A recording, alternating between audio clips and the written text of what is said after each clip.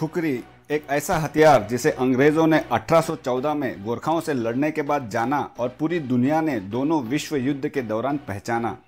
ये एकमात्र ऐसा हथियार है जो 1814 के गोरखा वॉर से लेकर 1999 के करगिल वॉर तक ब्रिटिश आर्मी और इंडियन आर्मी ने जितनी भी लड़ाइयाँ लड़ी है, हर लड़ाई में हर गोरखा सिपाही के साथ हमेशा एक खुकरी रहा है।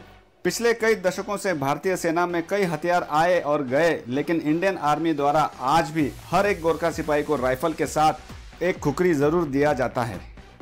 तो ऐसा क्या है खास इस खुकरी में जो आज के आधुनिक युग में भी हर गोरखा सिपाही अपने साथ रखता है, और क्यों इसे आगे भी रिटायर नहीं किया जाएगा, इस वीडियो में आप जानेंगे। और खुकरी के बारे में ऐसे 20 अमेजिंग फैक्ट्स बताऊंगा जो आपको शायद पता नहीं होंगे। एक गोरखा सिपाही की पहचान खुकरी के बिना अधूरी है, लेकिन खुकरी नेपाल और गोरखा राज्य से भी पुराना है, क्योंकि गोरखा राज्य का जन्म 16वीं शताब्दी में हुआ था और नेपाल राज्य का एकीकरण 18वीं शताब्दी में हुआ था। लेकिन खुकरी के उपयोग के 7वीं शताब्दी के दस्तावेज पाए गए हैं और इतिहासकारों का मानना है कि खुकरी का उपयोग सिकंदर राजा के जमाने से ही होता चला आ रहा है। विश्व युद्ध के दौरान दुनिया भर में खुकरी को गुरखा ब्लेड या गुरखा नाइफ के नाम से जाना जाता था। फिर इसे कई नाम दिए गए और अंग्रेजी में अलग अलग स्पेलिंग बने और आखिरकार आज पश्चिमी देशों में इसे कुकरी बोला जाता है, इंडिया में खुकरी और नेपाल में इसे जाना जाता है इसके ओरिजिनल नाम से जो है खुकुरी।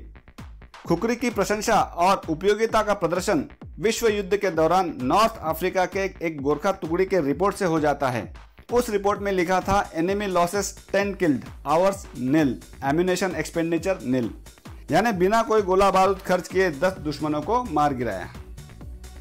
खुकरी सिर्फ एक प्रकार का नहीं होता है, खुकरी अलग अलग टाइप के और अलग अलग साइज के बनाए जाते हैं। और क्योंकि हर खुकरी को हाथों से बनाया जाता है, इसलिए हर खुकरी एक दूसरे से अलग होता है। सिविलियन यूज के लिए बनाए जाने वाले खुकरी जैसे सिरुपाते खुकरी 20 इंच से भी ज्यादा लंबे हो सकते हैं और आर्मी इशू खुकरी 10 इंच से लेकर 16 इंच तक के होते हैं। इससे छोटे खुकरी भी बनाए जाते हैं सेरेमोनियल पर्पजेस के लिए, यानी खास पर्व के लिए या भेंट के रूप में देने के लिए। और पश्चिमी देशों में कई चाकू निर्माता खुकरी के अलग अलग नए डिजाइन को बनाते हैं जो ट्रेडिशनल खुकरी से अलग होते हैं।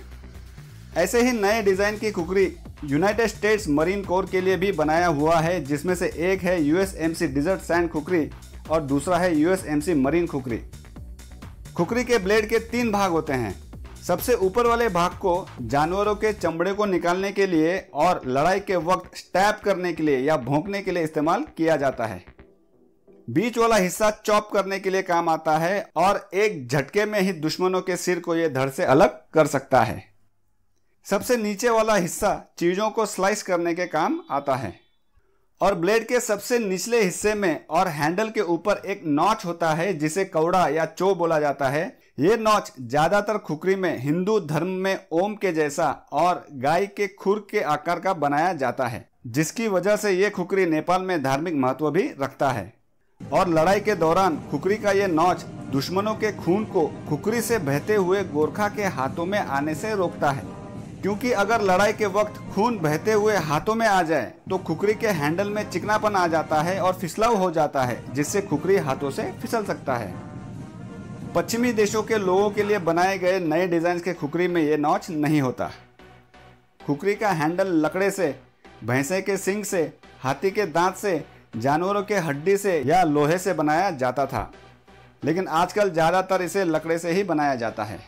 खुकरी की जो मयान होती है उसे भी हैंडल की तरह अलग अलग चीजों से बनाया जाता है और सबसे महंगे खुकरी की मयान आपको याक के सींगों से बनाया हुआ मिल सकता है। एक खुकरी के साथ 2 छोटे छोटे औजार होते हैं, जिसमें से एक होता है चकमक जो खुकरी को धार करने के लिए और आग जलाने के लिए उपयोग किया जाता है, और दूसरा होता है करड़ा जो छोटी छोटी चीजों को काटने के लिए एक छोटी छुरी के जैसा इस्तेमाल किया जाता है।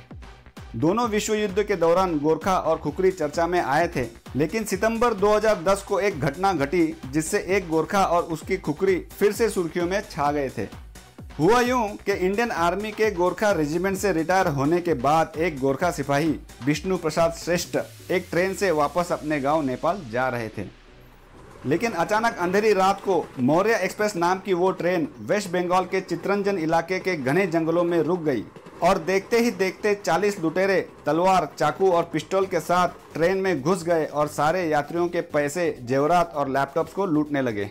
विष्णु श्रेष्ठा लड़ाई नहीं चाहते थे और अपने पैसे लुटेरों को देने के लिए तैयार थे, लेकिन हद तब हो गई जब विष्णु के पास वाली सीट पर बैठे एक 18 वर्षीय लड़की को उनके ही माता पिता के सामने लुटेरों ने सामूहिक बलात्कार करने की कोशिश की। तब विष्णु के अंदर का गोरखा जाग गया और अपनी खुखरी निकालकर अकेले ही 40 लुटेरों के साथ भिड़ गए। उन्होंने जो खुखरी से हमला करना शुरू किया तो 3 लुटेरे वहीं ढेर हो गए और 8 जख्मी हो गए। बाकी लुटेरे एक शेर की तरह लड़ते हुए इंसान को देखकर भाग खड़े हुए। खुखरी एक प्रशिक्षित हाथों में कोई छोटा मोटा चाकू नहीं, एक बहुत ही खतरनाक हथियार होता है। खुखरी के बारे में एक अफवाह भी है कि इसे एक बार मयान से निकालने के बाद इसमें खून लगना जरूरी होता है। अगर किसी का खून नहीं बहाया जाता है तो जिस इंसान की वो खुखरी है उसे खुद अपनी उंगली को थोड़ा सा काट कर अपना खून देना पड़ता है, जो कि गलत है, क्योंकि सैकड़ों सालों से नेपाल के लोग अपने घरों में, किचन में और जंगलों में लकड़ी, सब्जी और मीट काटने के लिए खुखरी का इस्तेमाल करते आ रहे हैं। खुखरी की नेपाल में पूजा भी की जाती है और खासकर विश्वकर्मा पूजा के दिन खुखरी की दूसरे औजारों के साथ पूजा की जाती है। और पाकिस्तान आर्मी के जवान भी खुखरी से खौफ खाते हैं, क्योंकि कारगिल युद्ध में लड़े 1/11 गोरखा राइफल्स के कर्नल ललित राय के अनुसार पाकिस्तानी लोग भी एक झटके से सर काटे जाने को अच्छा नहीं मानते, क्योंकि वो जब खाने के लिए किसी जानवर को भी काटते हैं तो रेत कर काटते हैं, झटका देकर नहीं काटते, क्योंकि उसे हराम माना जाता है। खुखरी नेपाल का राष्ट्रीय हथियार या नेशनल वेपन है और इसे नेपाल आर्मी के जवान भी अपने साथ रखते हैं। इंडियन आर्मी के गोरखा रेजिमेंट के अलावा ब्रिटिश आर्मी के गोरखा सैनिक, सिंगापुर पुलिस के गोरखा कंटिंजेंट और ब्रुनेई के गोरखा रिजर्व यूनिट के जवानों को भी खुखरी दिया जाता है। और इंडियन आर्मी में गोरखा राइफल्स के अलावा गढ़वाल राइफल्स, कुमाऊं रेजिमेंट और असम राइफल्स के जवान भी खुखरी को अपने साथ रखते हैं। और चाहे जितने भी आधुनिक हथियार आ जाए, खुखरी कभी रिटायर नहीं होगा, क्योंकि जैसे हमने करगिल युद्ध में देखा, लड़ाई के दौरान ऐसा भी वक्त आता है कि अपने जमीन के टुकड़े पर अपने देश का झंडा लगाने के लिए इंसानों को ही वहां जाना पड़ता है। तब तोपें काम नहीं आती, फाइटर जेट्स, सबमरीन और एयरक्राफ्ट कैरियर भी काम नहीं आते, एक सिपाही को ही वहां पर जाना पड़ता है और तब दुश्मनों के साथ हाथों हाथ की लड़ाई भी लड़ना पड़ सकता है। और जब जब हाथों हाथ की लड़ाई का वक्त आएगा, तब तब गोरखा और उसकी खुखरी की धार दुश्मनों को उनके मौत की नींद सुलाएगा। इस वीडियो में खुखरी के बारे में बताए गए अमेजिंग फैक्ट्स में से सबसे बेहतरीन फैक्ट आपको कौन सा लगा, कमेंट करके बताएं। और अगर इन अमेजिंग फैक्ट्स के अलावा खुखरी के बारे में आपको कुछ और पता है तो उसे भी कमेंट करके जरूर बताएं। और ऐसे ही इंटरेस्टिंग वीडियोस के नोटिफिकेशन को पाने के लिए चैनल को सब्सक्राइब करके बेल आइकन को दबा दीजिए। धन्यवाद।